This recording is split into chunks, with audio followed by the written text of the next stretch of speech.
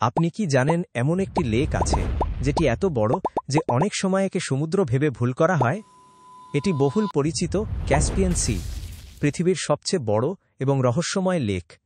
এটির মোট আয়তন 1,43,000 বর্গমাইলেরও বেশি, যা মূলত জাপান, জার্মানি বা এমনকি ক্যালিফোর্নিয়া মূল ভূখণ্ড থেকেও বড়। শুধু বিশালই নয়, এটি 5টি দেশে বিস্তৃত: রাশিয়া, কাজাখস্তান, তুর্কমেনিস্তান, ইরান এবং আজারবাইজান। তাহলে কেন একে সি বলা হয়, যদিও এটি আসলে একটি লেক? এর বিশাল আকার, লবণাক্ত পানি এবং সমুদ্রের মতো চেহারা, আর প্রাচীনকাল থেকে মানুষ একে সি বলে ডাকে। এটির দৈর্ঘ্য উত্তর থেকে দক্ষিণে প্রায় 750 মাইলস, আর সবচেয়ে চওড়া প্রস্থ হচ্ছে 200 মাইলস বিস্তৃত। যদি একটি F-35 মডেলের ফাইটার জেট ঘন্টায় 1200 মাইলস পার আওয়ার গতিতে উড়ে, তাহলে পুরো ক্যাসপিয়ান সি অতিক্রম করতে লাগবে প্রায় 38 মিনিট।